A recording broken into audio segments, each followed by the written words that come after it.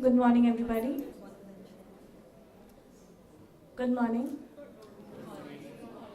We're starting now. It's a privilege and honor to be in a room which is filled with accomplished women and also some really accomplished men out on both the sides. And I'm glad that there are a lot of men around to hear on what are women's perspectives. And we are here in the next 1 hour talking about achievements and leadership and inspire each other in the process. I'm going to introduce our moderator of the hour, Miss Namita Purohit.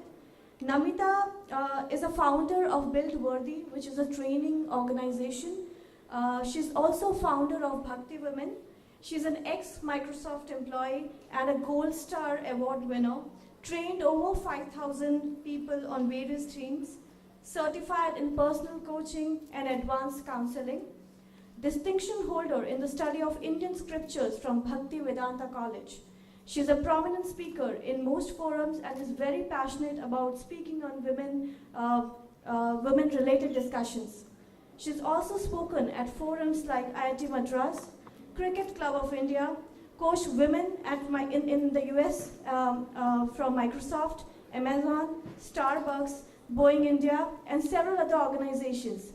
So we would like to welcome Namita on board. I would like Namita to kindly introduce all the speakers on board today.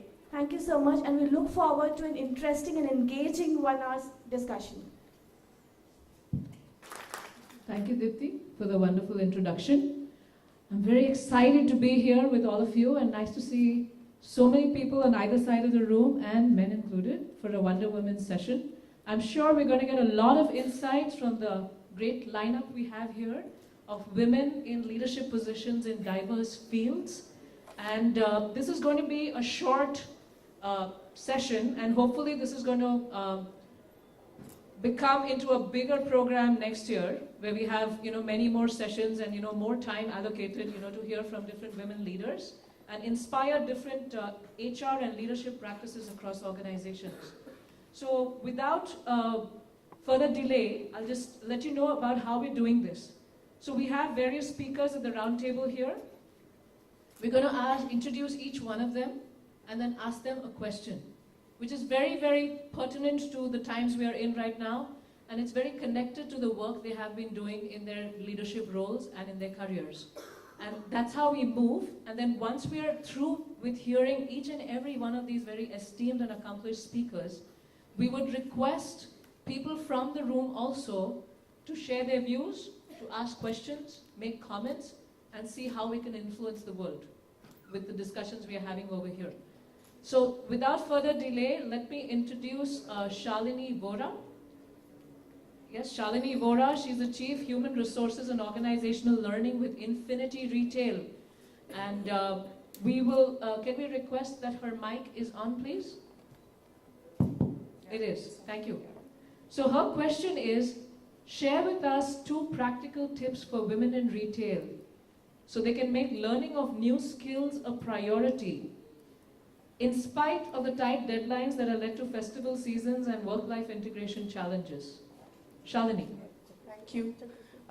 In today's scenario, I think that women is there to play dual role. One is in their personal life and professional life. And I think they're born multitasker.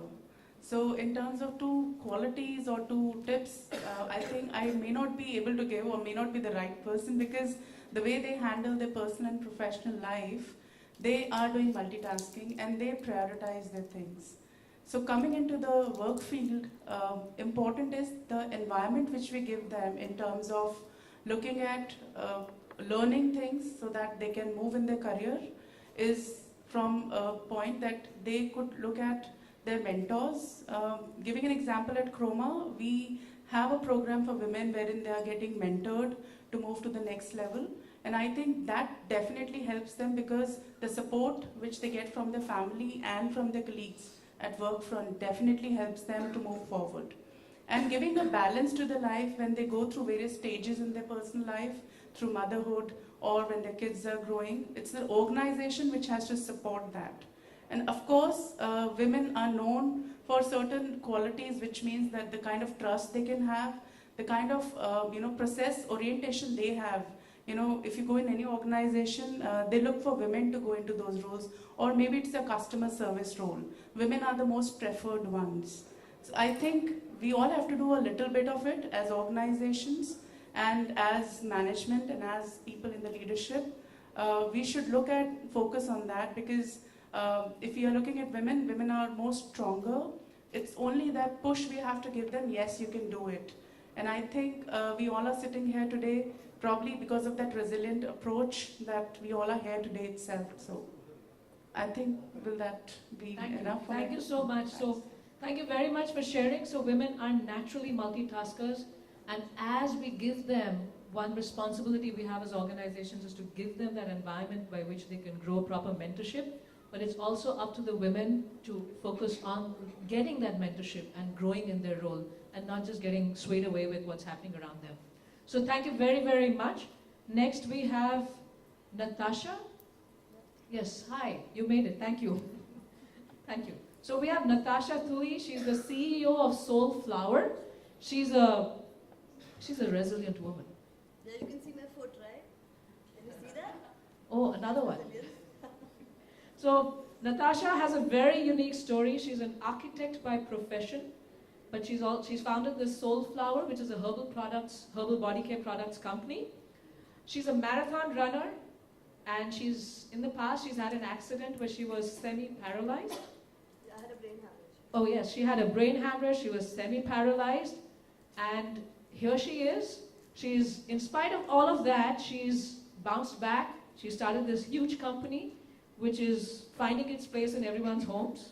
And I read a lot of reviews online which said that I don't enter my bathroom without Soulflower herbal body products. So the question we have for her is, share one thing about, how were you, like you've been an architect, but you've done something there, but you've also not been bound by, not been a prisoner of your own degree or your own decision, but you've allowed yourself to be creative and, touch a different horizon altogether. So share one thing about creativity and not being a prisoner of your own degree and profession. And the second thing about rising against all odds. In spite of everything, you've focused more on the unlimited possibilities that exist before you. So can you please share that? Do you have a mic? Thank you. Is it working? Yeah. So I thought I would get some more time to think, right? Because I haven't prepared anything. But so whatever I say is going to be from the heart. I am an architect, but I think before I was an architect, I am a creative person. I think in the 8th standard, my art teacher told me I should take art because I'm a really creative person. And I do come from a family that is in the creative arts, that is, they make movies and they act in movies and things like that. But I think a lot of our career choices are not really in sync with what we are good at or what we are destined to do. It's a lot of what is happening around you. So probably when I was growing up, engineering and architecture, and those were the things that smart people did. So I wanted to do the smart thing. So probably if I wasn't that smart, I would have done arts. So, that's the way it goes. So I think saying that, what it is that when I did architecture, I enjoyed what I was doing. But like you said, that Soulflower is about getting into everyone's homes and touching everybody's soul. What I realized is that whatever I was doing, I was good at it and I did fabulously and stuff. But it wasn't really touching as many people that I wanted to. Plus, I think architecture has a lot to do with a lot of BMC rules and regulations, and I don't care for that. I think everybody knows that. So I wanted to do something that I'm going to make this stuff. You like it, you take it. You don't like it, go home. I think that was the first attitude that I had. And believe me, there was no business plan. I think a lot of people, I help a lot of interns. We are having like around 8 people from IIM who are going to come and work with us.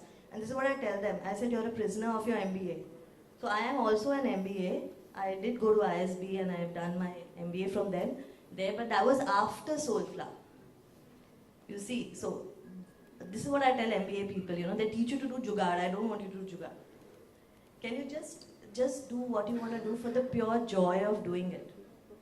So I think that is the way we started Soulflower. I didn't know whether I'm going to be able to make any money. I was making a lot of money in architecture. I just wanted to do something. I just felt that this is something beautiful that I can bring to people, and I think that was a very pure thought. And that is what is lost in what people do. Coming to the career change, I think I haven't changed my career.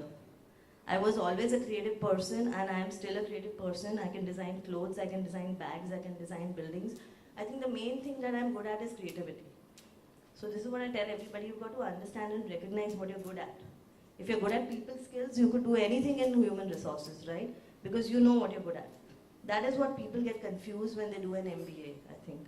So that's about that. And coming to my running and things like that, yeah, I am resilient. I am for women. I do try to help a lot of women, like what she spoke, give them a lot of support. But women make me wonder, actually. So, you know, when I was coming in the car, I was thinking about the things I should not talk about. And this was one point. I said, don't open your mouth on this. But so I do run a factory, so I employ a lot of women. Women are given priority, and let me tell you all, they are from 18 years and up. And I think because they're employed with me, they're not really getting married that early. They are actually staying on. Yeah, I'm like, don't get married. Make your career first, you know. And these are young girls who are maybe 10th standard pass, some of them are even 8th standard pass, you know, and I see that resilience in them. But let me tell you, I also in turn, I mentor a lot of students, and I don't see that in them. I just got a resignation letter from someone who's getting married next year. So she said a lot of in-laws are coming to her house, so she can't work with me. So now I don't know what to say. Should I? Like, Wonder Women. So I told her yesterday, I said, you know what? If it was a guy and he was getting married, he wouldn't quit. This is all I want to say. Thank you. Thank you very, very much, Natasha. Someone who's followed more than the externals of the degree, etc. She's someone who's followed her own theme. Is that right? Someone who's followed her own theme, her theme of creativity, and someone who's followed her heart. So thank you very, very much, Natasha. I'm happy to hear from you. Next we have Reema Pradhan. Reema, your mic with you? Okay, so Reema Pradhan is Vice President Marketing, Shades Developers and Realtors, the Viviana Malls. Yes? And she's the first Indian to have bagged the prestigious ICSC award, the most desired award in retail. Reema, state 2 things you've done as a leader to shape your own thought process and that of the organizations to deal with the VUCA world.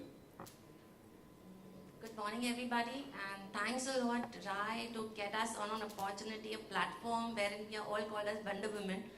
Women as an everyday affair, we are just juggling and trying to manage our lives. Thank you to at least appreciate us. We are all trying and figuring it out, you know, to create our different identity. Talking about why I'm here today, I'm extremely proud that Viviana Mall, which I represent, I've been over a period more than a decade now in retail, and since the time I've joined the retail industry, I was been always listening of this word called ICSC. ICSC is an institute which is based out of the US, wherein they recognize the shopping malls and the retail formats of the world. So far I've been always listening, it's the most difficult, India has never reached that platform, but today I'm extremely proud that Viviana Mall has got into the platform not once, twice, 5 times back to back every year. So we have got into the global radar. You know, this really needs a lot of stand up applause for us because India otherwise was considered to be a backward region. Every time they talk about India retail, India shopping experience, India was always a third world country. But when India reached to that level, I personally have won awards for marketing campaigns. So here when we're talking about marketing campaigns, we were competing with Asia Pacific. After the Asia Pacific, the next level is Viva, Best of the Best, which is held in the US. So again, we backed out that award. So this is nothing, you know, nothing is impossible. What I completely understood out of the entire experience, that nothing is impossible. It's all about our heads. There were a lot of malls which were there before Viviana also. Somebody who would have really felt, worked towards it, would have definitely achieved. So I don't think so I've done some magic. It's only about right thinking, changing your mindset, putting your thoughts forward without any restrictions in mind. Definitely being a lady, even I'm a mother of a child, I know how retail industry works. There are 12 hours minimum working, even you're back at home, your phone keeps ringing, because I take care of marketing. So marketing is all about communications, ATL, BTL, but that's not stopping. It's all in your head. Now today when we're talking about VUCA, what my topic I'm supposed to talk about, it is all about uncertainty. It's all about instability, complexities. We have complexities in everybody's mind. So it's not only restricted to retail malls or retailers for that matter. We're talking about customers. Here what we as an individual, and when a lady comes into the picture, lady has a soft corner also. Even she tries to be a strict master when she's at work, but also she always has a soft corner saying like what is for the customer. When they're coming in, they have money to spend. It's not like they come to a next mall and go to a Y mall, you're going to get free something. It's all about experiences. So Viviana, I truly believe that it's all about experiences. Every time a customer comes in, I feel it's a celebrate everyday movement for them, and we keep doing a lot of different initiatives. That was the bell for me?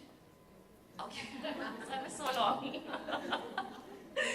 So that's about it, that's my experience. So in case I get more time to talk, because I'm really happy to get India under that platform today. That's the reason I'm a superwoman here sitting. So thanks a lot, yeah. Thank you so much. So her thought process about growing her company is about getting India on that platform, and that's how she's been growing her company and dealing with everything else, all the challenges that come. So thank you very, very much. Yes, so we do have a bell. Yes, next up. I think, it's a sign for Lawrence and Dipti and Meenakshi, the RAI L&D team, that we need to have many more such sessions with, individual speakers being given bigger time slots so that, we can learn more from their experiences. So this is just a trailer, guys. Next year. Very soon, coming up. Okay, we have Deepika Chaudhary, co-founder Skin Yoga. She's somebody who's lived in a natural environment, in the farms, in the fields, and she's used all of that experience to develop natural products. That inspiration of, getting, real cow's milk, not powder milk, or, dealing with the land, dealing with, earth, water, fire, air, and ether, all the elements. So she's shaped all of that, and she's come up with this company along with her two sisters, which is Skin Yoga. Okay. Now the question we have for her is, she's lived in the land, she's lived in the open, so there's a lot about authenticity that she has seen in her life. So the question we have for her is, do leaders with the qualities of authenticity and vulnerability stand out and grow? Or are these just fancy words to have in an HR meeting discussion? Okay, good morning everybody. I'm more than happy to be here, and especially Namita, thank you so much for giving me this topic because it's extremely close to me.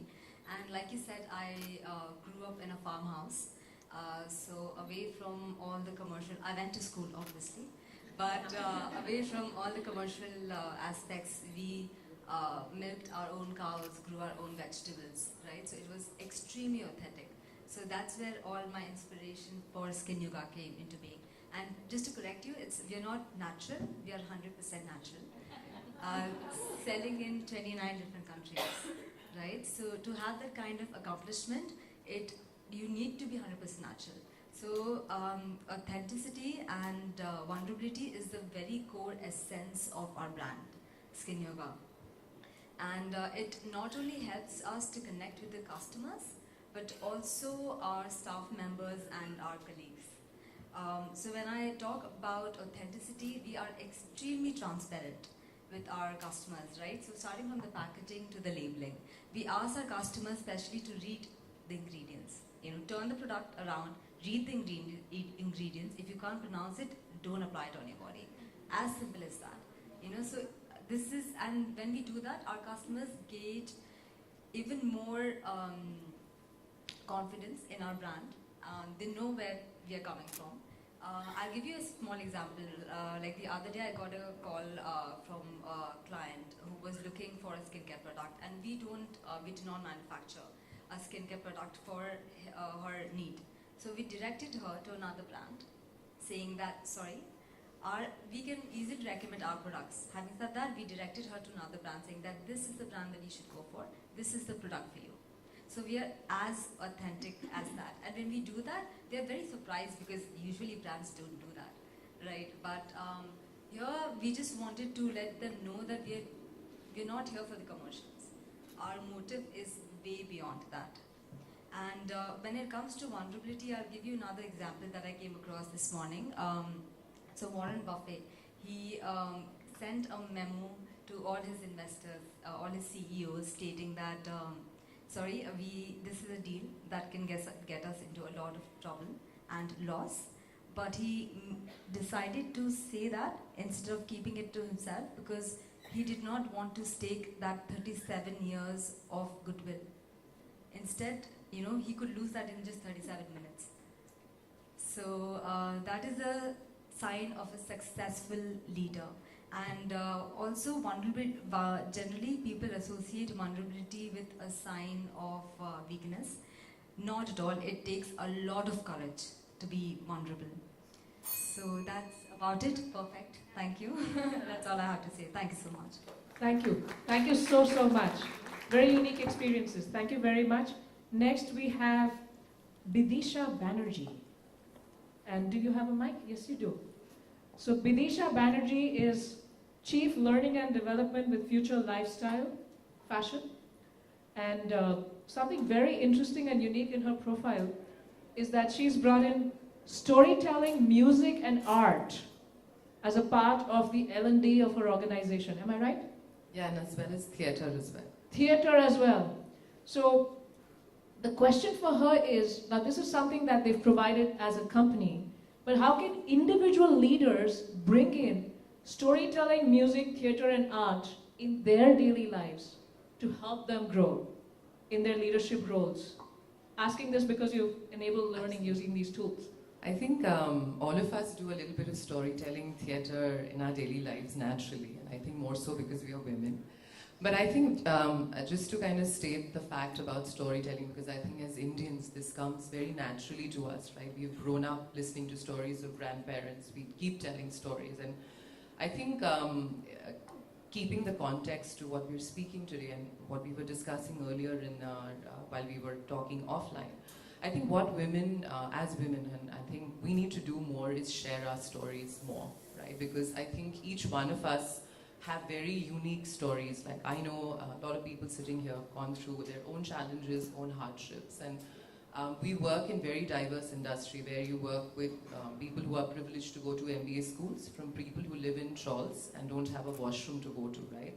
So I think the more we share our stories, and you start that with your daughter and your son, or people at home, right? And also inspire and make them resilient in a way to have pride about being a woman, and like she said earlier, the ability to conquer anything, right? And no matter whatever exists in the corporate world otherwise, and I think being a homemaker itself has its own challenges, but I think to be able to have that feeling that I come into this world because I want to add value, I want to have meaning to my life. It's not just about going through the whole roles of, doing my graduation, getting married, having kids, retiring.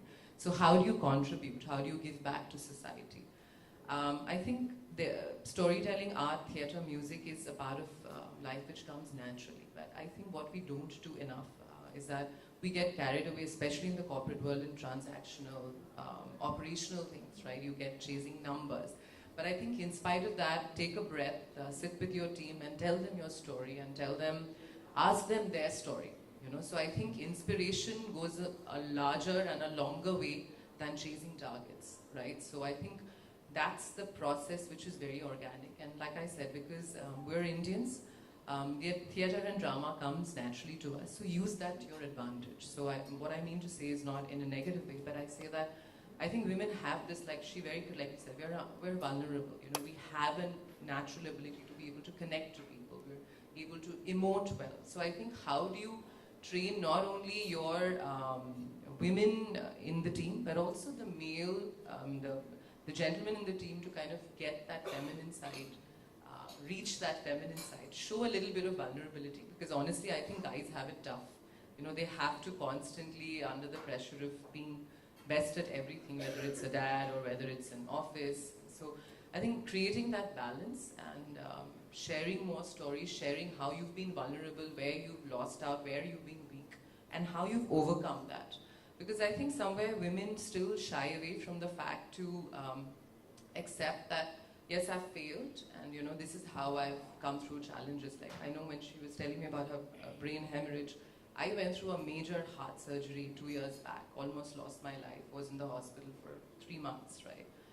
My entire perspective to life changed, right? Because earlier, I think one of the things that she just mentioned, that we shouldn't be talking, but I still believe that women sometimes get into a little petty issues, we don't look at larger things. So when I realized that changed my life, when I was sitting there with a ventilator and a central line, couldn't talk for 15 days, I said, oh my God, what really matters? Who said what to you and who didn't say what to you? Or the fact that you have a life full of wonderful memories. So I think something that I learned from men, which they do brilliantly, is that, they have an argument, they have a glass of beer and they're fine. It's true, right? And then women will remember what happened 20 years back and they'll say, oh, you did this to me. So I think those are things we need to change and get over. And I know I've run out of time, but I think, like I shared a little bit of my story, if all of us do that, we'll naturally inspire people. Thank you. Thank you so much, Vidisha. So she's brought up an interesting point, that there are feminine qualities that even men can have. Yes? Feminine qualities are not something that are like, it's not a gender bias that we're talking about or a gender expectation that we're talking about. These are feminine qualities of nurturing, compassion, love, emotions. So thank you so much for sharing that with us, and also about sharing your stories with each other. So wonderful. Thank you very much, Vidisha. Next up, we have Monica Bhandari. Is she here? Okay, so we are missing Monica Bhandari, who's the Chief Human Resource Officer from Tribhuvan Das. So we'll move on to Shalini Nagar. And do we have a mic for her? Yes. So Shalini Nagar is the Head of Human Resource India and South Asia for Mike and Spencer Reliance. Marks and Spencer. I'm sorry. I'm so sorry. Marks and Spencer Reliance. It wasn't even a typo. I just didn't read it right. Okay. She's leading human resources across South Asia. And she joined this in 2008. Yeah. So she's been there for over a decade. Yeah. Yes? And there's a lot that she has done to grow this company all across India and South Asia. And it's Marks and Spencer. I'm correcting myself. So, Shalini, what were the 2 areas you had to focus on in your personal growth as an individual so that it could lead to the organization's growth? Yeah, thank you for the introduction. So as Namita mentioned, I've been there 10 years now, so I started with drafting my own offer letter. So it started with that actually, and the fun and the entire excitement of drafting your own offer letter is an opportunity that we don't get many a times. So having started with that, it has been an amazing journey. M&S has grown a lot in the last 10 years. We are at the moment 63 stores across 27 cities with a good brand presence, with great customer service. We want to feel like that, and so that's what. So when organizations are growing, what happens is in the pursuit of growth, we forget one major objective that all organizations have is to develop their people. What happens is the top leadership actually loses complete sight of this one key objective because they are very, very focused on growth. So I think one of the challenges which we were facing at some point in time is to kind of coach and mentor the top leadership of the organization across India and South Asia. And that is where I thought I could invest in myself to become a certified coach.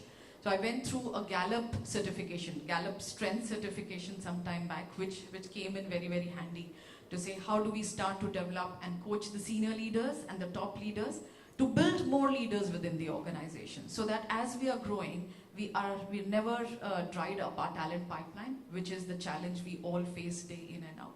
So that was one thing that I did to add to my personal growth, which also helped the organization to keep that talent pipeline absolutely alive and vibrating. The advantage that we had was, basically when we started in 2008, half of our top leadership was expats. And as we sit today, there's only one expat left, and everybody has been replaced by Indians. So that is what we were able to achieve through this. Yeah. Thank you. I think one message that I would like to share with all my women colleagues, friends here, is that at some point in time, we give ourselves a back seat, and we don't really invest in ourselves. It takes time and it takes commitment, but I think it really pays in the long run to keep investing in ourselves. So I think whatever we have to take care of, whether it's home, family, office, everything, you know, we are also 100% should be on that priority list for ourselves. That's about it. Thank you. Thank you so much. And it was Marks and Spencer. Okay. Thank you very, very much for sharing your experiences. You know, a decade to growing a company, starting with writing your own offer letter, and so much more. You know, their LinkedIn profiles and their websites don't do justice to all that they have done. So a big round of applause for all the Wonder Women here, sitting here. Because I get to know a little bit more than what I've read on their LinkedIn profile, and I feel like, how would it be if she would be the only speaker on the podium? And how would it be if we had all 18 and all of you being the only speakers on the podium? We would have a lot of storytelling, as Bidisha has said. So next we have Nandini Mehta. She's the head HR for Max Fashion Lifestyle International. And we have, and she's from Bangalore. You flew in from Bangalore for this. Thank you so much for coming. So can you please share with us, you know, we do talk a lot about the disadvantages we have as women in the workplace or in the world. But what we would like to hear from Nandini is the 2 advantages that women have in leadership that we must embrace and nurture. So we have a working mic for her. Very good morning to all of you. I think first of all I want to appreciate Lawrence and team for organizing this. I think this is the first time we are doing something like this, and it is wonderful knowing all of you sitting here. To answer your question, Namita, I would like to start off with Max. Currently we have 5 women leaders out of the 16 reporting to the CEO. So that itself has a story to say. And I feel that, you know, women should not, having women leaders or having women in an organization should not be treated as a diversity initiative. I think it should be part and parcel of the progress of an organization. And something that we've seen in Max, we're always included in any decisions that are taken, and we're a core member of the decisions that are taken. So I think I've never seen that differentiation between men and women in our organization. Having said that, to come to the 2 advantages of having women in leadership roles, I think one is overall, when women leaders are there in an organization, they help to give a very different perspective. Because men and women, like we say, are the yin and yang of life. You know, they're 2 sides of the same coin. So they definitely bring in different perspectives when it comes to, you know, let's say structurally changing something or culturally changing something. Definitely they will bring a perspective of the feminine side of things. So that is one. Apart from that, I think generally, again, you know, there are of course exceptions to every rule. Women are supposed to be more compassionate and empathetic. So that is something that comes naturally to them as leaders because it is one of the leadership qualities required. So I think that comes naturally to them. And the second thing is they are more inclusive and open when it comes to negotiations, when it comes to taking feedback, when it comes to implementing ideas, which is again a very, very important thing required in a leader. So these are the 2 things which I think are very, very important. And what women leaders bring to the table when it comes to an organization. So yeah, that is what I would like to say. Thank you. Thank you so much. So do you want to share something on how is it that we remain focused and nurture those qualities instead of trying to push them on the back, like women tend to do that? So how do we keep nurturing them and keep continuing to nurture them and spread them around in the organization? So like I said, it comes naturally. So I'm sure not too many women would push that behind. I'm sure a lot of them would be nurturing it. Where I see as a challenge is organizations where men have an upper hand or are rather more dominating than the women. So typically we would say, so I handle the retail floor. So we see that day in and day out at the stores, where most of the men are leaders there and the women are part of a team. So there are times when they, probably give in to a lot of things. So I think they need to stand by whatever they feel is right. And they need to come with that side of empathy, saying that, where things are going wrong or where things are going right. And they should be able to probably, like we talk about breaking the glass ceiling at that level. And that would definitely help, in terms of ensuring that we continue to nurture our compassion, continue to nurture our empathy. So I think at a leadership level, I'm sure everybody would be doing that. But to reach to that level, I think we need to continuously keep, pushing ourselves to make sure that we don't change that focus. So I think that is what we would need to do. Thank you. Thank you very, very much. Next up we have Nehas Journey. And we have a mic for Sneha. That's working. Nehas Journey is Head Human Resources for Vedant Fashions Private Limited. And she's a young leader. She's an HR head for all over India. Yes. And the question we have is, what are some of the things she's mindful about in her role as head HR Vedant Fashions when she's dealing with reports who are much older than you, whether they are men or women? Hi, good morning everybody, namaskar. So I actually represent a brand called Manyavar. We are into the ethnic wear space. So it's a very, very young organization, and I agree with Shalini. Joined 4 years back, drafted my own offer letter, appointment letter, and got those things into place. But what has happened in this whole journey is that the organization has grown, and over the last 10 years, we've grown from 1 to 470 stores across. And with that, while a lot of young talent has come in, at the top we still have people who are, well, say, older than I am. And as part of the leadership team, as part of the head of HR, sometimes you also have to have difficult and tough discussions with the leadership team, right? About their team members, about them. I think the most important thing that we must keep in mind when you're dealing with peers or reportees, or even people from different functions who are older than you, we shouldn't get too bogged down by designations or levels in the organization. I'm the head, I'm the chief, and things like that. But everyone who's spent time in the organization, more time than you in the organization, we all would consider them as seniors, Maybe at the junior most level in the organization, but if there's a guy who spent 13 years and I've spent 4 years, he knows more about the organization than I do, simply because of the fact that they've been part of the journey for a much longer period. So, always have to give respect to that. When it does come to people who work with you, I think they have, of course, in the beginning, people are a little ornery if you're saying, okay, you're so young and, why should we listen to you? And what do you know? I've seen the world more than you have. Happened to me in my past organization where the average age was 50 and I was 24. I was heading HR there also.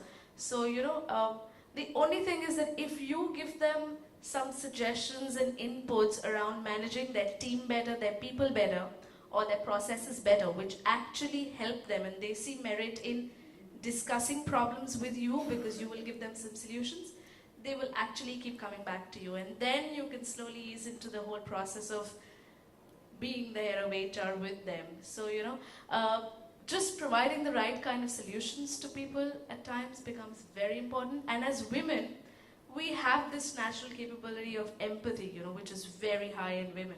So that's something that I wanted to share with you. Thank you. Thank you very, very much.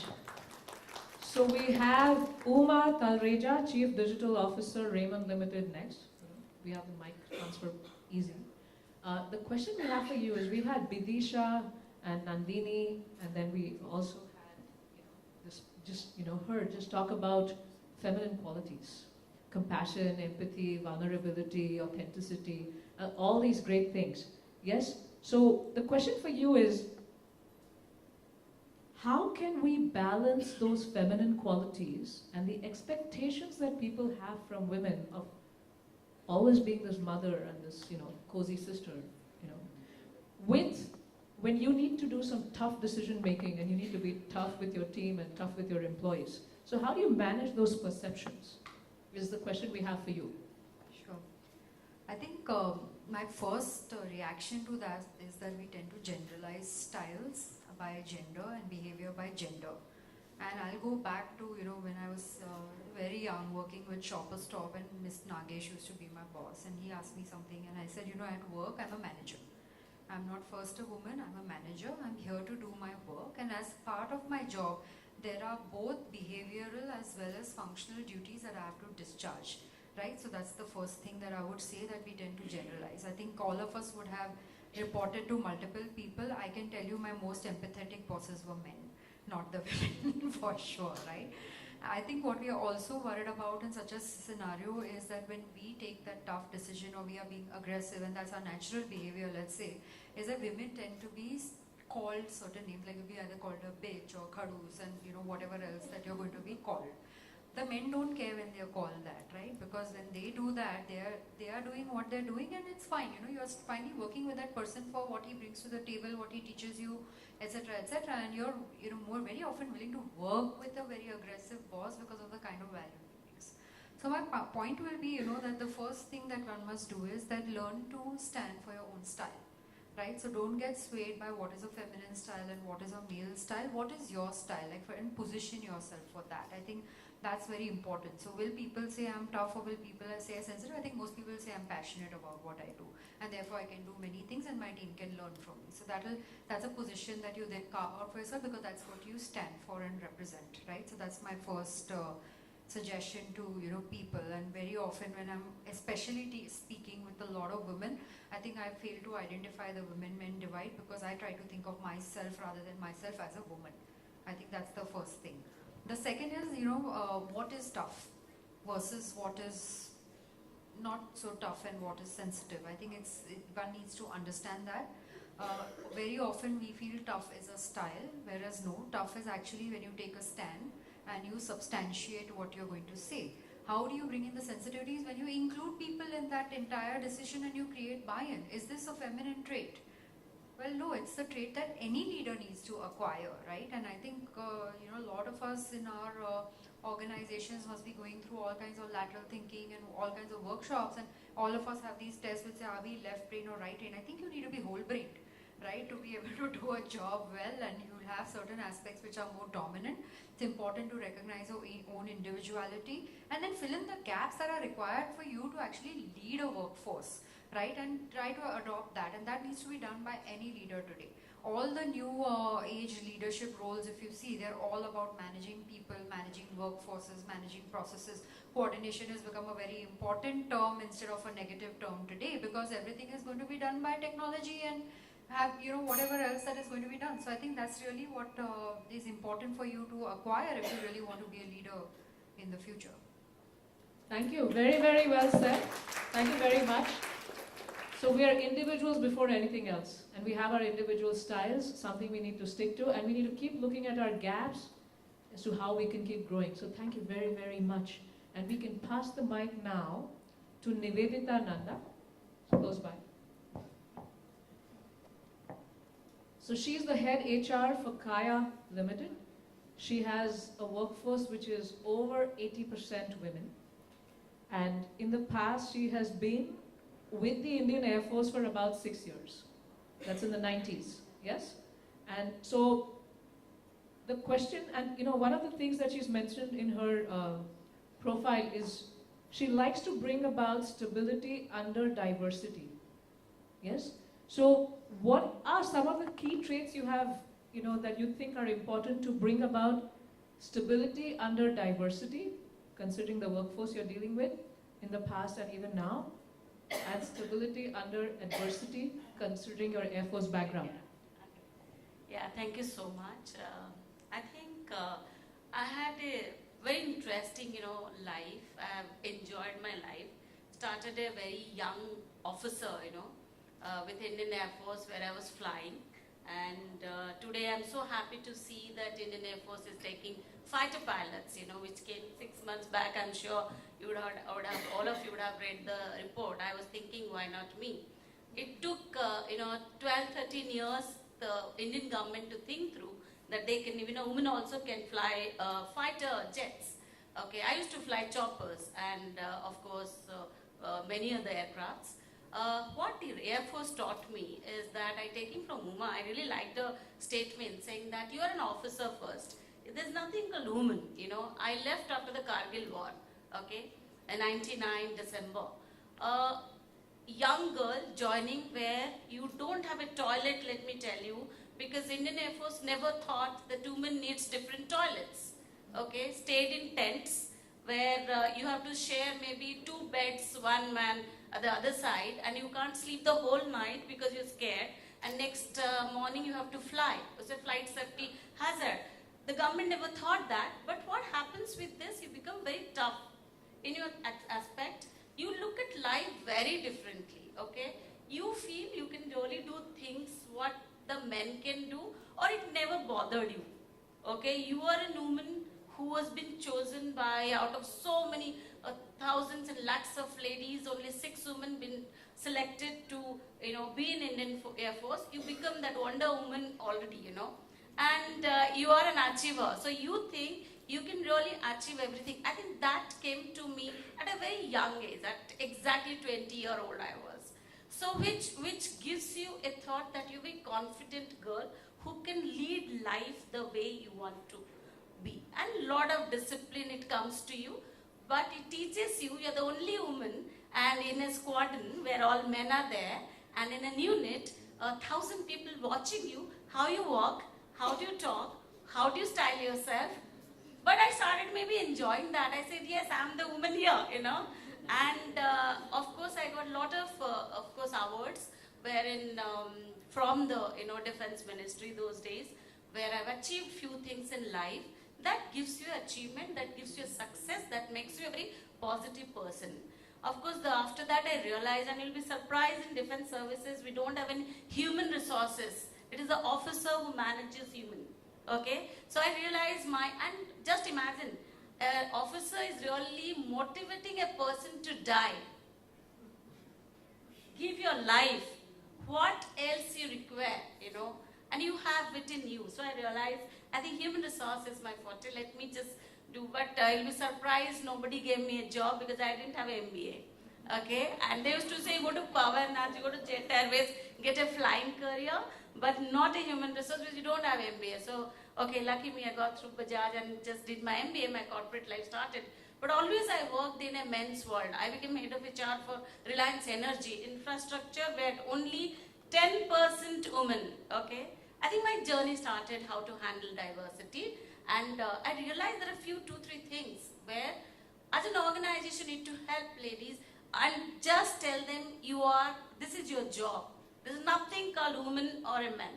You need to perform and you will be there, on the board sometime. I think I constantly motivated the ladies to just feel the way they are and enjoy the womanhood.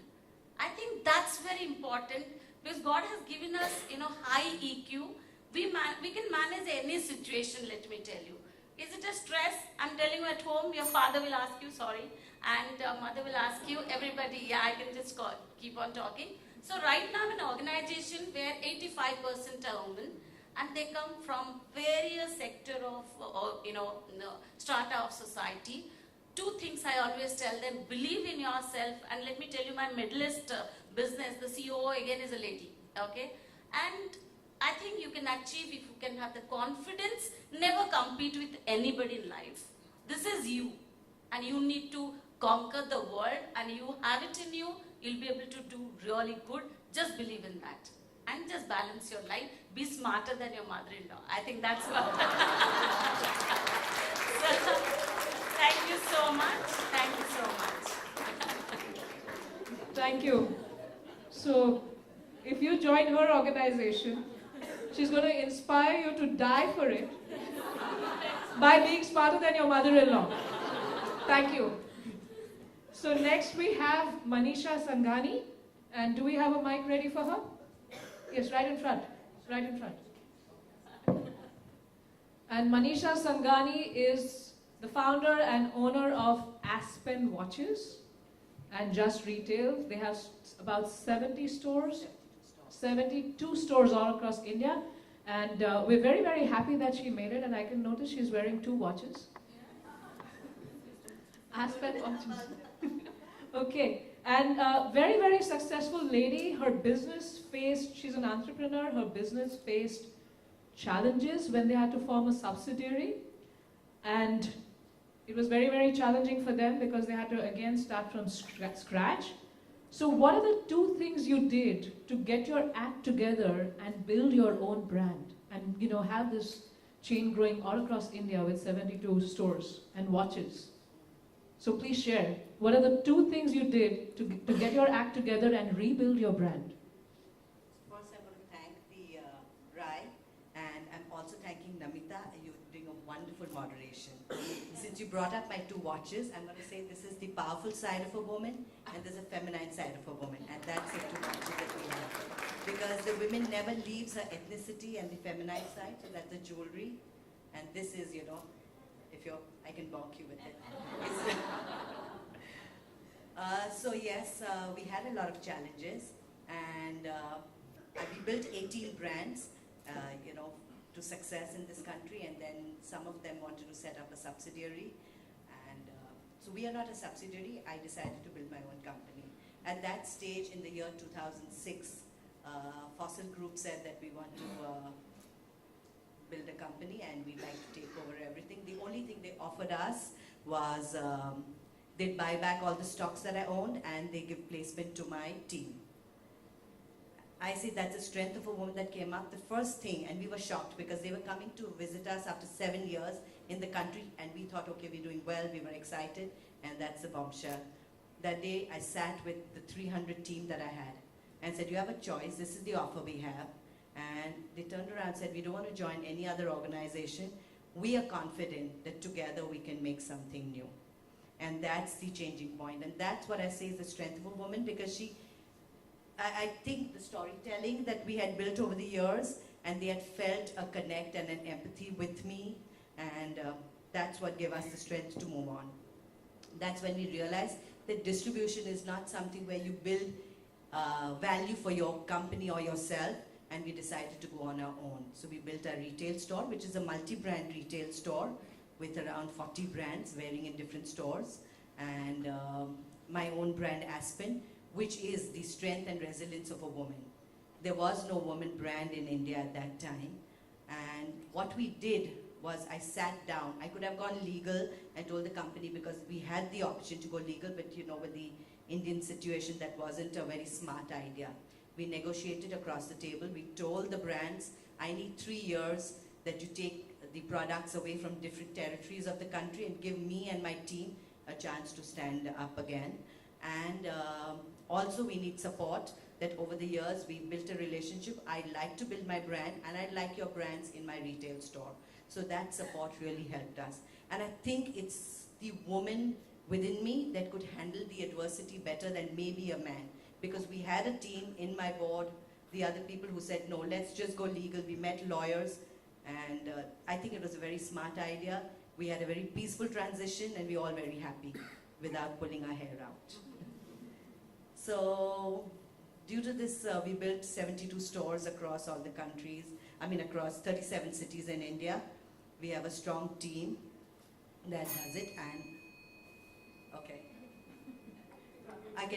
so basically I want to say that, I've heard a lot of different conversations and the women, but I'm saying that the woman, and I'm being 54, older than every other woman here, I just want to say that I've had a lot of situations in my life, and I've taken a lot of sabbaticals, but I'm back to where it is. So, the woman always feels, oh, I'm going to take a break. Don't feel bad about it.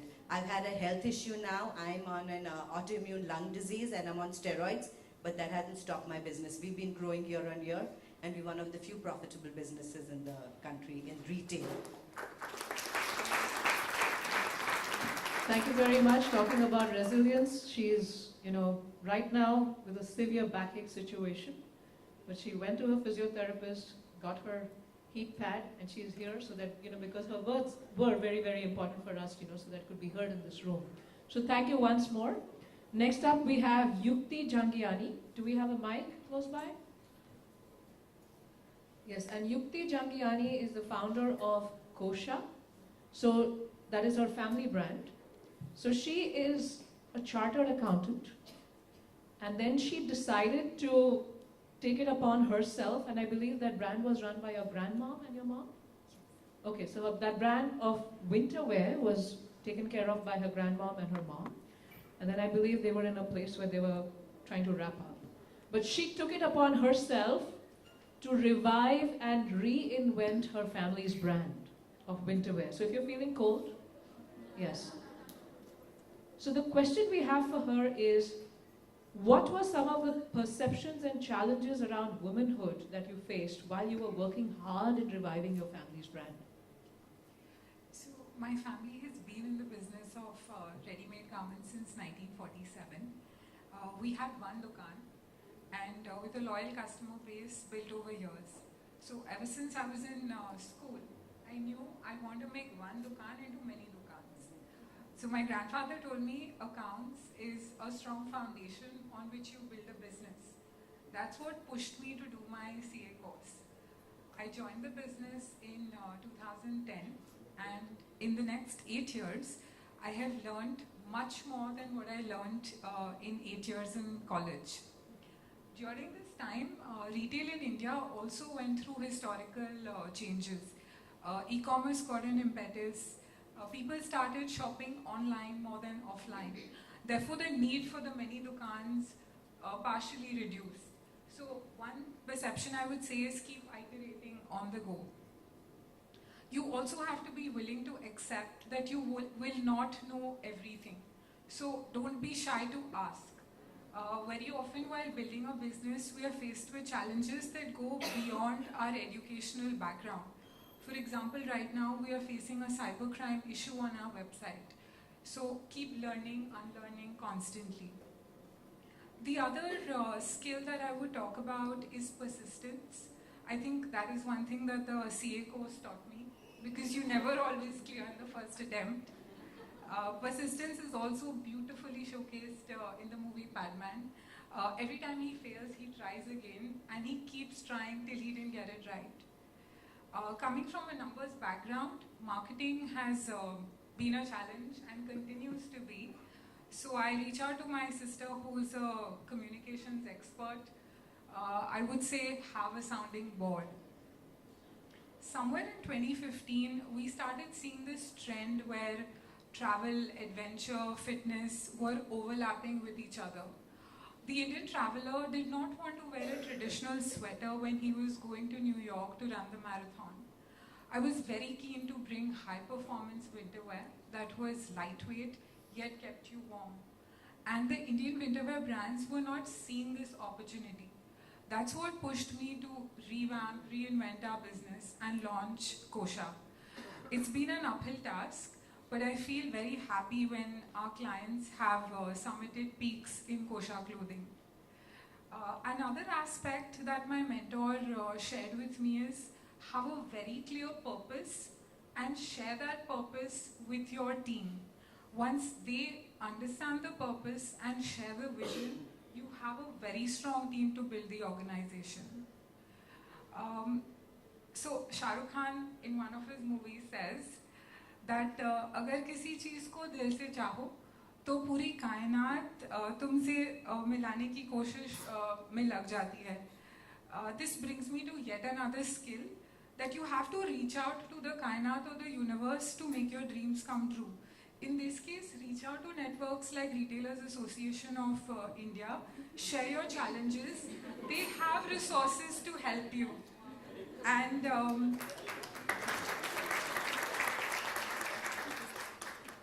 when I started Trek, I don't know if I'm going to reach the top of the mountain. I take the first step, the second, the third, and so on. I would say do the same thing where, when you're building your business or your career, achieving one milestone at a time. Thank you. Thank you very much. So here again we have a woman who's focused on herself being an individual and focused more on that instead of the man and women designations that we have. So thank you very, very much for sharing your story here. Next we have Prajakta, and if you can move the mic close to her, please. So she is the head of marketing and alliance at Capgemini for all of Southeast Asia, India and Middle East. India and Middle East. Okay, I was close. I'll say that 3 times so I learn it. Yes? So she's a very, very accomplished woman who's achieved a lot in her career and has helped many organizations grow. Yes? And currently she's with Capgemini. So we all are aware that there is some glass ceiling that women deal with. Yes? And that's a different set of challenges altogether that we need to deal with, navigate through, etc. But there is a certain glass ceiling that seems to also exist in a woman's own mind. Yes?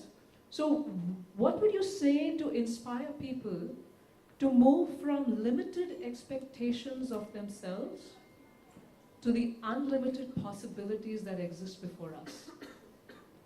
Great. First of all, thank you for the wonderful introduction, because I guess that's the only best thing happened in the last 2 days. You tend to hear good things about yourself, you tend to look at how women are being appreciated across the forum into different starters of life, and suddenly you feel that celebrity thing in you. The moment you step out of the room, you're like yet another woman on the street, but right now, I'm sure we need to clap for ourselves because suddenly we are accomplished speakers and women and so on and so forth. So thank you very much to you, Namrata, and thank you to RAI for providing this platform.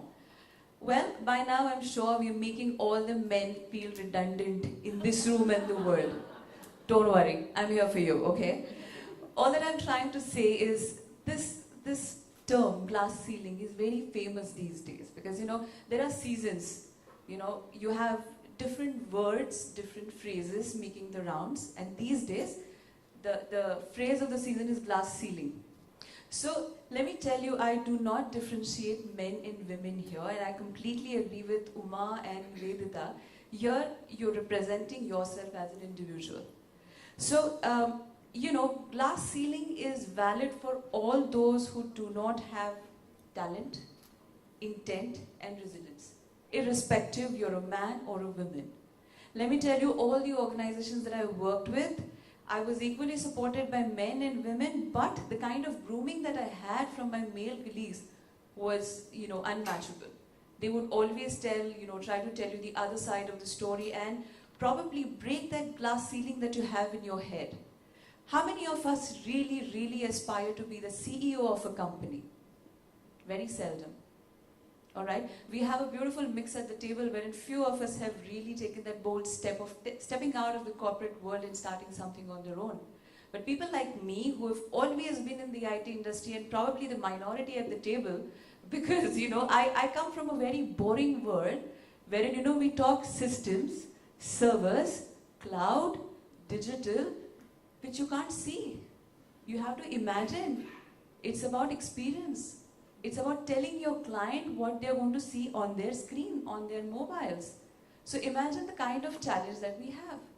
So in this part of the world, wherein marketing itself was looked more like a cosmetic and not content, the glass ceiling would have existed in my head if I would have thought, okay, fine, I'm going to be making some wonderful presentations and participate in some events.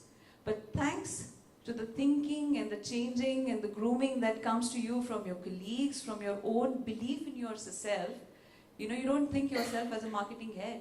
You look at yourself as somebody who can impact the market. So one of my colleagues keeps hammering and badgering, saying that you're not marketing, you're market impact team.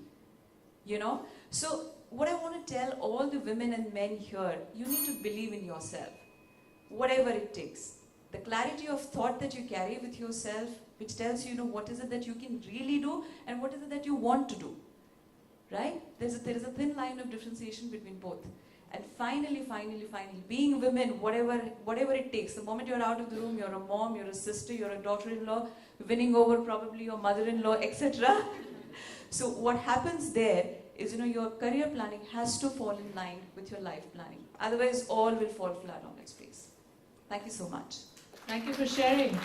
So believing in yourself and having resilience, intent, and talent. Yes? Keywords for all of us. Not just the women in the room, but for all of us. So that we can go for the unlimited possibilities before us. Thank you very, very much.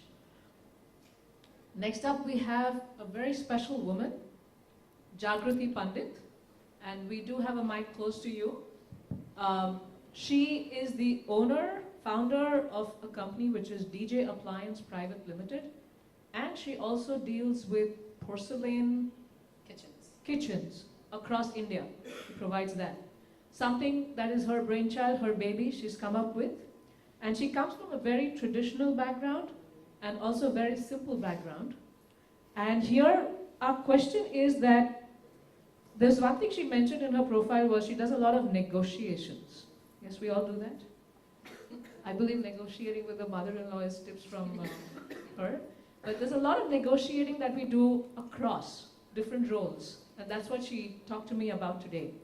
So how do you manage all those negotiations around you and be who you are and bring value to the country and to the market with all the products that you bring?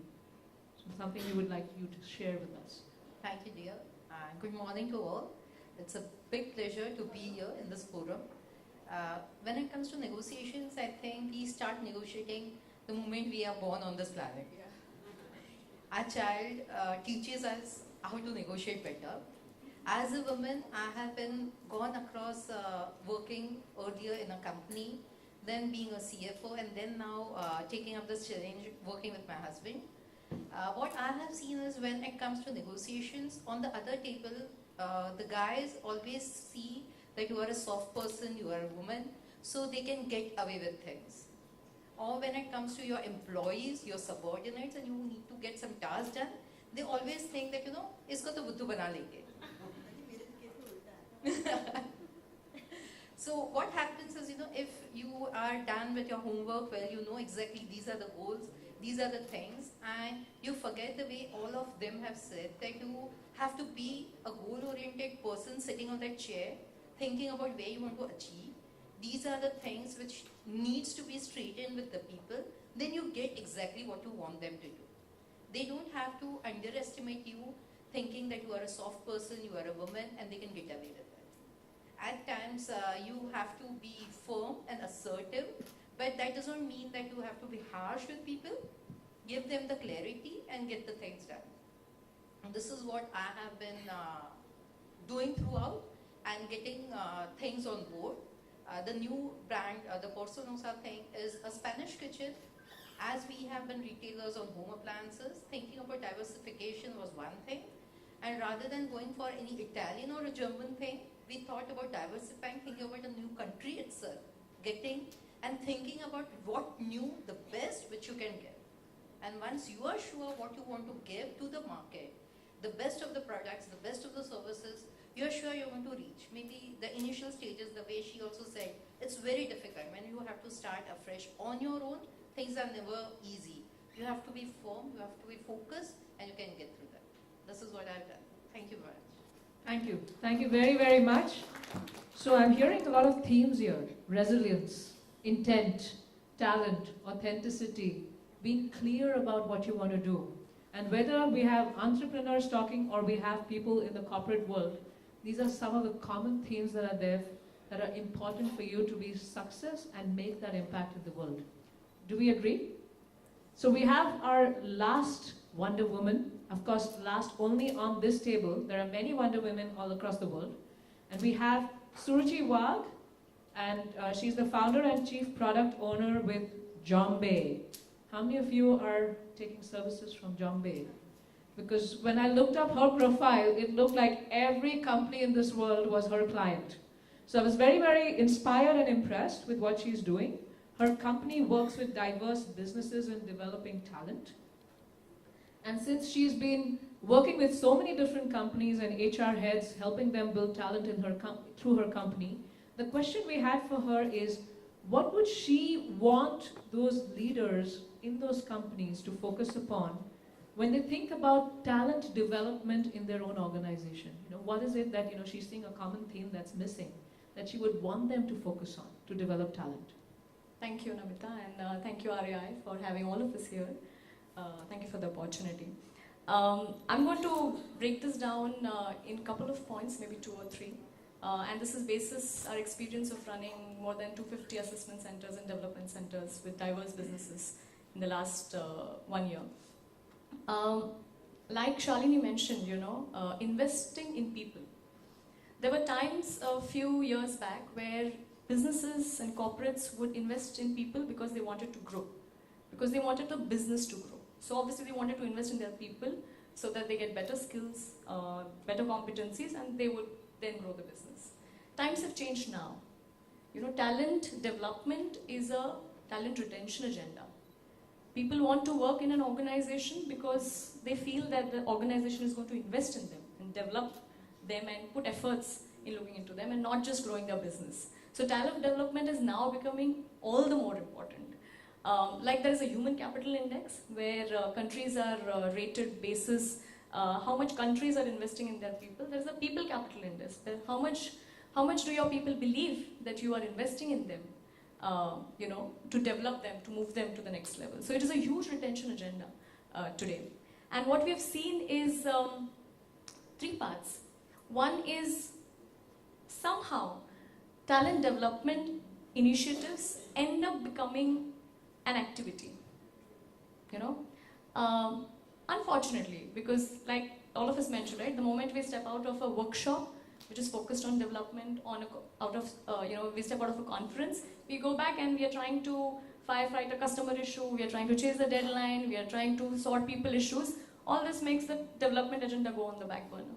So development ends up being a one-time activity, but development needs to be a journey. It needs to be a journey of reflections. Human beings are life learners, right? We don't stop learning anywhere. That is one. Second is, more and more today, human race in general, not just millennials, and let me mark it very clearly, not just millennials, but every generation, is becoming an attention deficit human race. We are all attention deficit. We just have such slow attention spans. So when there are big developmental initiatives which are action learning projects that are planned out, they all go for a toss because they are long and they are huge and we don't have that attention, trying to fix them through our core KRAs at work. So leaders need to focus on bringing in more micro action learning themes that can be done on the go, that can be done regularly on a daily basis. That will make it an ongoing journey. And 3, I think there are a lot of jargons that get thrown out. There is talent development, which is the simplest. There is capability building. There is talent transformation. There is talent empowerment. There's a lot of jargons that people are getting lost in. I think overall, this is our experience at Jombay, it overall boils down to habit formation, to change and to develop on certain areas. They say if you do a certain amount of, a certain thing 21 times, 21 days, on the 22nd day, it's a habit. And as soon as you can create an environment and provide the required tools for people to get into habit formation, that's when you will really achieve talent development. So yeah, that's what I would put in. Thank you very, very much, Suruchi. So we have a message out there to all the people who are trying to grow talent in your company. And we've learned so much from the women here today. And to continue with the theme Suruchi has talked about, RAI is coming up with 3 workshops for women, March 26th, 27th, and April 2nd, for helping women develop themselves and in their careers, so women in retail. And more the focus is on individual development, not the man-woman thing. Thank you, all of you, for pointing it out. So these workshops are available, and you can talk to Dipti for more information. And now we have the floor open for a few minutes for the audience. And if the audience, we have some special people in the audience as well. So you're all special, and if you would like to share or have any questions for the Wonder Women assembled at the table here today, we have mics on either side of the room. And we would really appreciate if some of you could, use this time to ask some questions. Hi. Okay. Okay, yes. It's a very rare occasion where in a public space women outnumber men in India, so very happy about that. So my question is to all the leaders out there on what are the special things that you're doing in your organization to bring in more women, hire and retain women in the workforce, because we see an alarming trend in macroeconomic indicators that women in workforce in India is going down day by day. So what is that you're doing special to bring in more women and nurture women talent? Okay, we'll, to maintain time, we'll have one person from the Wonder Women here to address that question. Okay, would you like I'm going to take this one because I feel very strongly about this and I can't see you. So, okay, great. I think I work with Future Group and we run retail stores and it's tough to be on the floor because you spend 12-15 hours of your time standing. You don't have a place to sit, talking to customers, looking great and smiling. Not an easy ask, and we obviously realize there's a trend where large amount of women enter the front line or the sales staff, but hardly any women will go to operations or lead stores. A lot of pressure came from the business saying, let's make women store managers. So I kind of stepped back and I said, okay, let's ask women what they want to do. And surprisingly, it came back to us saying that we don't want to become store managers because it's a tall ask. I need to be home for Diwali. I need to be home on Sundays to take care of my kids. So I don't want to give up on that. What else can you do for me? And that's got me back to the drawing board. And what we've done is we formed a concept called Disha, right? Wherein we are picking women from the stores, wherein we're asking them and giving them alternative career in stores, so which means visual merchandising, customer service desk, store people officer or store HR, trainers, cashiers, all of which are not asking you to give up your weekends and asking you to stay in the store for more than 15-20 hours. And you'll be surprised. Right now I'm working with the CEO of a concept called Brand Factory. There were 218 people in that format who are women out of 400 employees. 212 women applied for this, right? So, and we're running this entire concept where we'll train them, groom them, and give them a career. Not just a job, but a career to diverse into visual merchandising or training and HR. So I think these are things that we need to start doing by asking women first what they want and thereby then facilitating that path and giving them a career option. Thank you. Thank you very, very much. Really appreciate this. And we have one last question. Sorry, and she was in line. Yes, go ahead. Hi everyone, and I'm really happy to see such a nice platform where some wonderful women have shared their experiences. I come from sales and usually I have met a lot of people in my life. It's been my 7th year in hardcore FMCG sales where I hear people saying, oh, we've never seen girls in sales. So that is one of the things I just wanted to share. I have a question for any of the HRs over here, if you could answer. Why do women candidates, when they go for an interview, are asked, how will you manage your baby? How will you manage your house? What are your plans of getting married? If you get married, are you going to shift from here? And I know that these questions are generally not asked to men candidates. So as a woman, do we actually trust another woman, or is it just where we're just speaking about all these things and we, in our daily lives, when we know we are doing a job, we are not trusting another woman when she actually wants to do something in life but is not given that kind of chance? One of the HRs, okay. I'm very surprised to hear this question some people are asking. That what is your, maybe they want to go a little personal. I take it a little positively, okay? Not that, not hiring you, okay? My organization, we have 85% of ladies. We actually help ladies to grow their family. Let me tell you how. What we have, like retail, we have stores, okay? And what we do is, the lady, in fact, government made it 6 months now. We have done it 4 years back. Because the lady cannot come after 6 months. What happens after that? Also, a company cannot take any kind of, that budget. We also have to think how you manage your manpower budget. So what we do, we give actually places where they can help people. First of all, we're taking a place that everybody should be around 5 kilometer radius for the store. Because I need women, my recruitment team struggles to get ladies 5 kilometers around the store. That's about Kaya. Second, we help them to come to back-end job audits, quality, so that it's very difficult to do a lady after 6 months even, to go to a floor.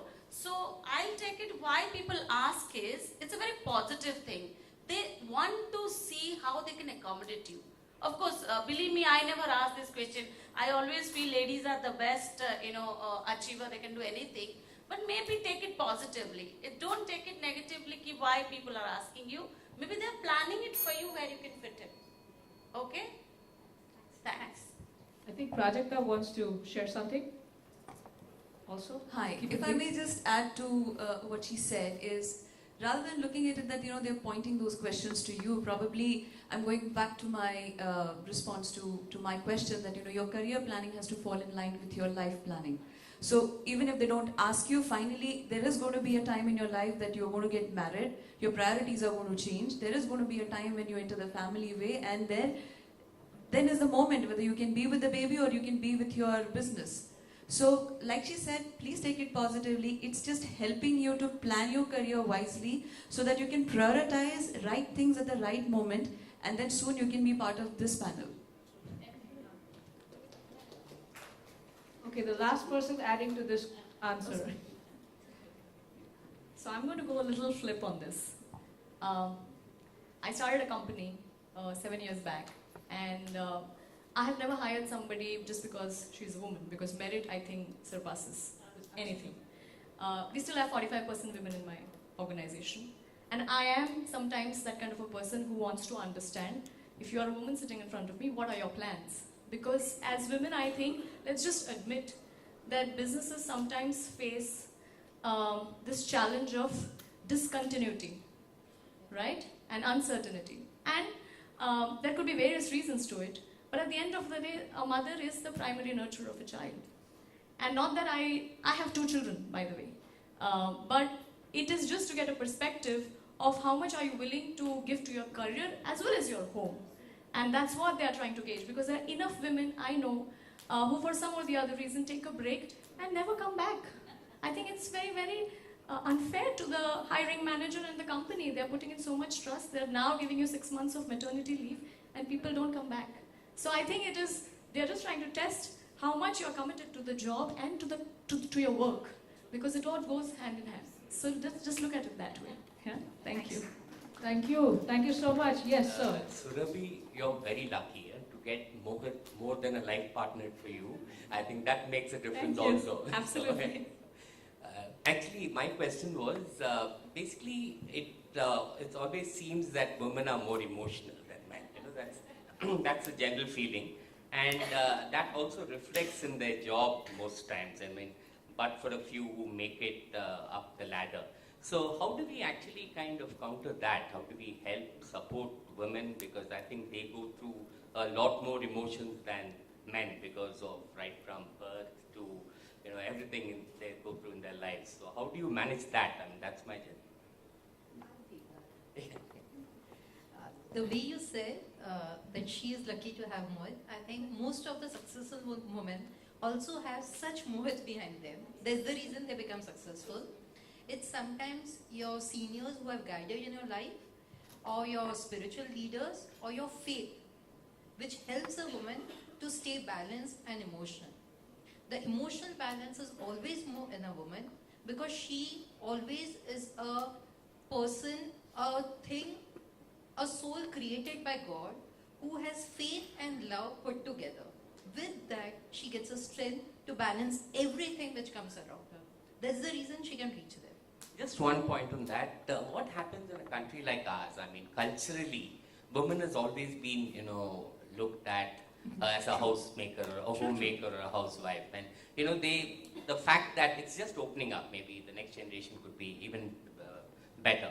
But then given that fact, I mean, when they're brought up, that confidence is not brought into them. So I think that's... I agree on this. I come from a family where I was just sharing with them that I had to fight around the way I had to negotiate with my own parents that I don't want to be somebody who graduates and marries.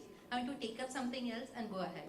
So it's, you know, basically your own thought process about yourself which puts you together.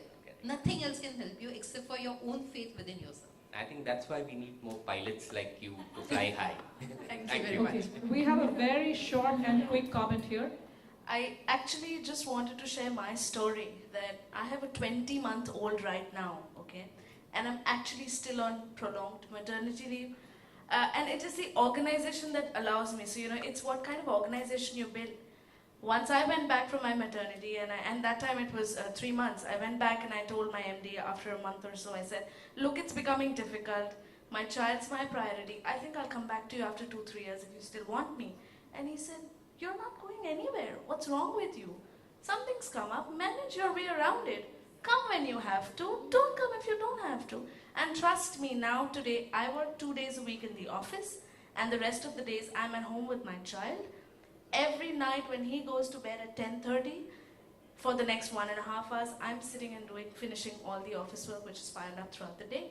But it's only that organizations have to allow that, and then we also have this responsibility of managing and discharging all our duties. So we cannot let that go. Okay, just very short comment. To break the stereotype, apart from the women sitting here, I have a store manager, Rajshri, which is requested to stand. She's a life case where she's surpassed all emotions. She wanted to study fashion design, but due to financial constraints, she couldn't. While she joined as a store manager, she's gone on to become, she joined as a store consultant. She's gone on to become a store manager. Our merchandisers and product designers don't pass a design without her approval, because her understanding of customer preferences is the maximum in the organization. So it's really as to how we deal with challenges. Thank you very, very much. And next we will invite Dr. Hitesh Bhatt, who's the Director for Marketing and Communication with RAI, to introduce a very, very special person we have in the room. Thank you, Namita. Very good afternoon to all the Wonder Women out here. It has been a pleasure since last one hour, that I am listening to all of you. But the agenda today, or the surprise factor today, is that we have got a very special guest coming from Delhi to share his thoughts and views with us. In the interest of time, I'm just going to say 1-2 words and introduce the gentleman. His name is Javed Habib. Javed bhai, sir, please.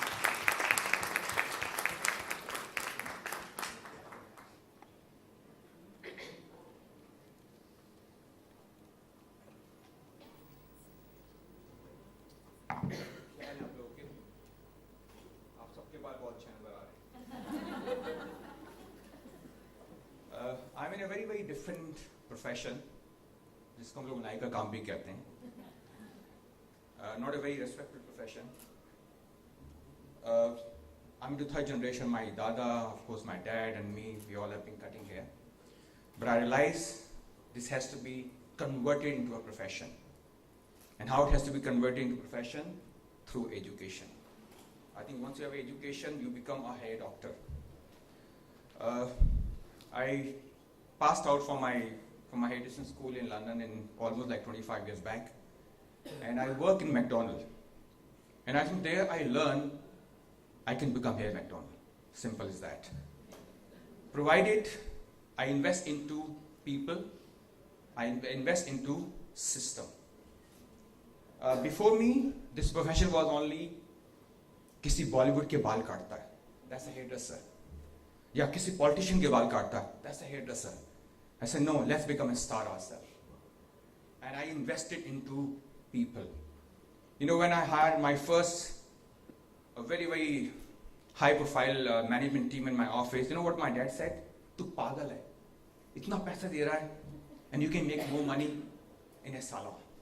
But today, after having 760 salons, I think we are the biggest brand on this earth right now. And it's not just a salon. I got 60 academies where we train 10,000 people every month. And out of this 10,000 people every month, 60-70% students are female. And these are the people who are the soul of my business. We can have a brand, we can have a nice looking salon, but the people who are working inside, they are the soul of our profession. For a growth, it's not just cutting hair. It's to involve people who can trust in your vision and your passion, in your romance. I say business is a romance, or it's a pagalpad. You should be only talk to hair, not to client.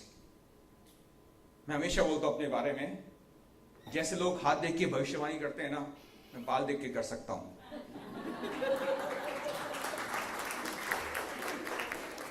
मतलब हाथों की लकीरें, बालों की लकीरें. When I started as a hairdresser, I thought, why just one salon? Maybe 10 salons. So, how to convince people, yes, even this is a profession.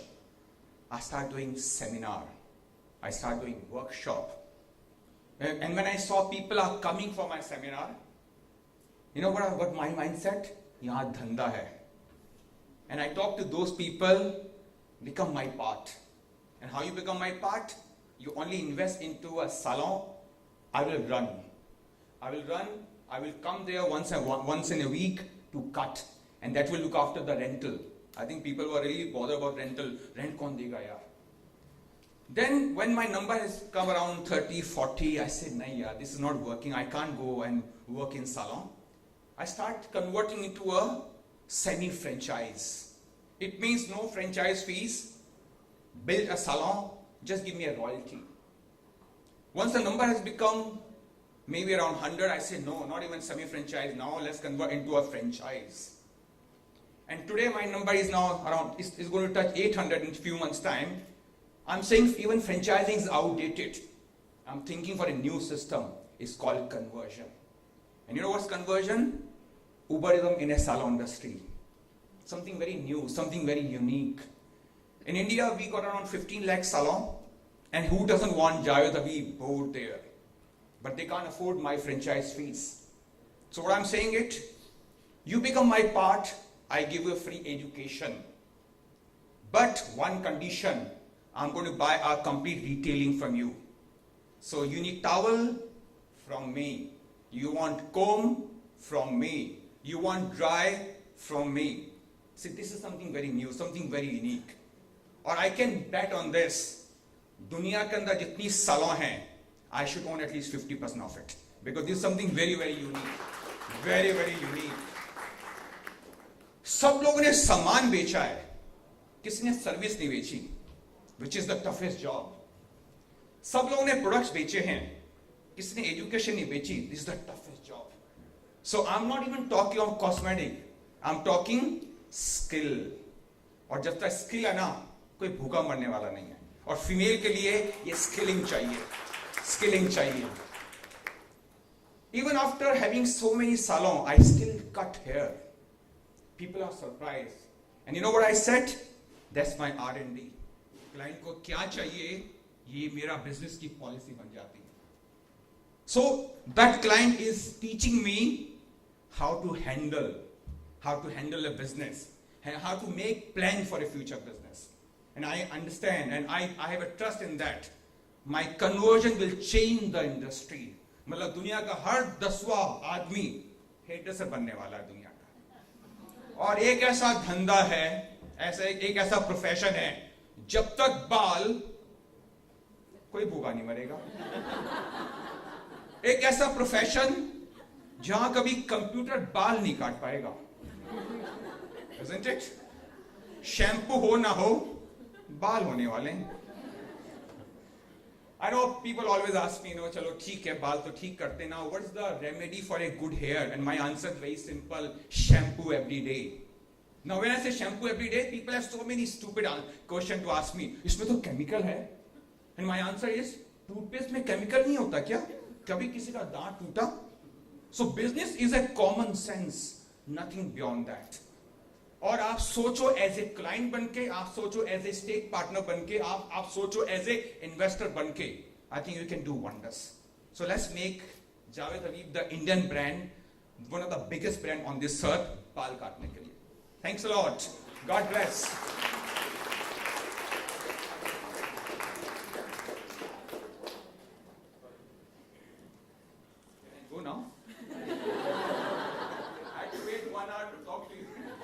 Thanks, Javed. That was awesome. Your story is always motivating. Wonder Woman, the power to lead and achieve. Javed is a living example of how he came up and right from. मुझे बाल काटने का शौक नहीं था, एक लड़की ने मुझे बाल काटना सिखा दिया, बिकॉज मैं उससे शादी करना चाहता था, but she is not my wife. Thank you. Any questions, if at all, for Javed? Yeah. Thank you, sir. Thank you for motivating us. It's a pleasure to host you here today. Thank you, sir. Bye. Thank you, Namita. Thanks, everybody.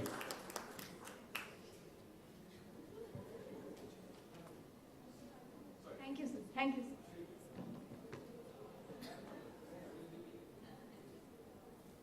All those who want selfie with Javed can take selfies. So while the selfie session is going to be on, we would like to thank Namita and all the lovely ladies out here for the wonderful session that we have in the last 1 hour. I hope everybody of us have got inspired and learned a lot today. I would like to invite Mr. Lawrence Fernandez, Director, Retail Learning, Retailers Association of India, to come in and facilitate Namita and also all our speakers here. Lawrence.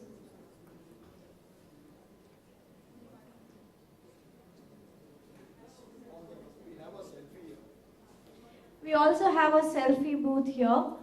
You may want to take a picture with the Wonder Woman cutout. Also, you may want to hashtag it to hashtag Wonder Woman @RLS 2018. So Lawrence will start first. Lawrence, how do you want to do it?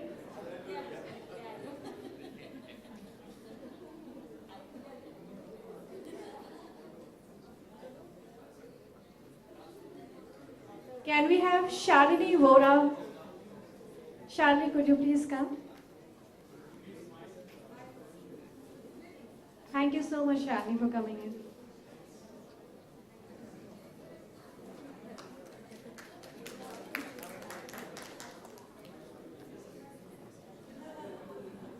Natasha ma'am from Soulflower. By the way, there were lovely roses given by Soulflower to all the ladies here today. We would also like to thank Skin Yoga and Kaya for helping us out with gifting as gifting partners in the session today. Yes, ma'am.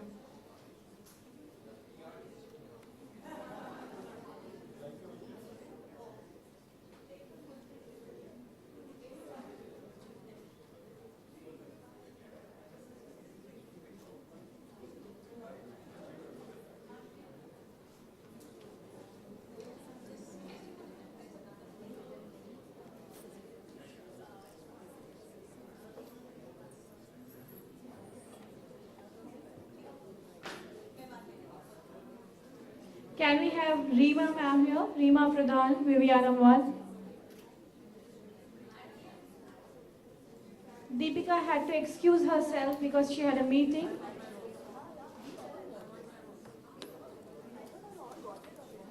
Nandini Mehta, Landmark Group.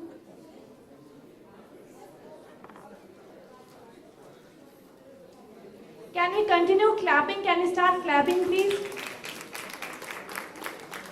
Nehas Journey.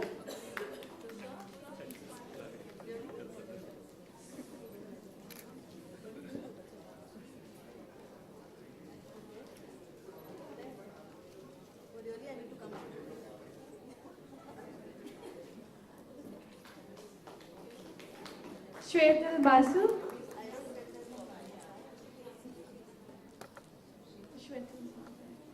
Manisha Sangani. Aspen Watches.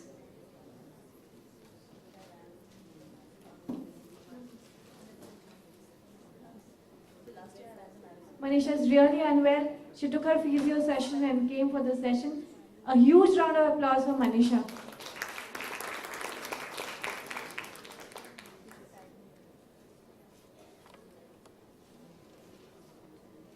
Uma Talreja, Reliance. Raymond's.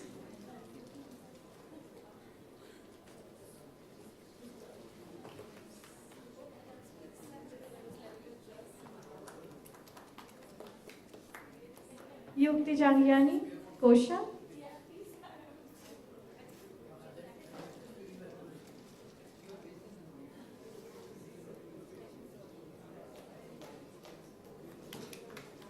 Prajakta Capgemini.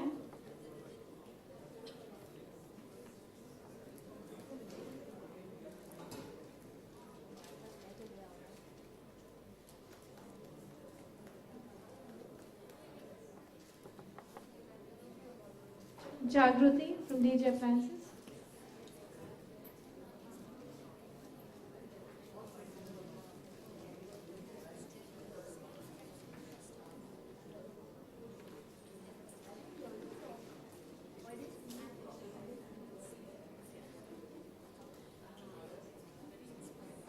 Suruchi Wad, co-founder, Jombe.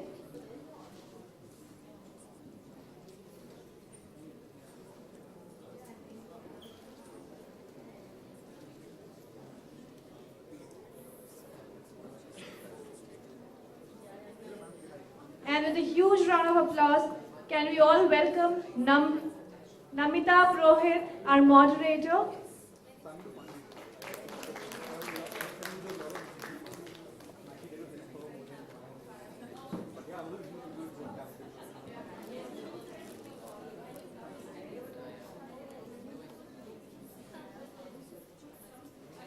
We would like to thank once again all our gifting partners for the session, Kaya, Skin Yoga, and Soulflower. Thank you very much, and thanks everybody for coming.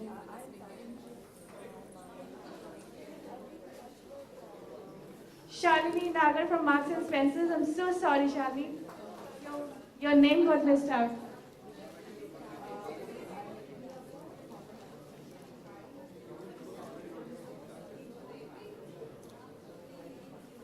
We also have Nivedita Nanda that I missed out. I'm sorry, I'm a little distorted today.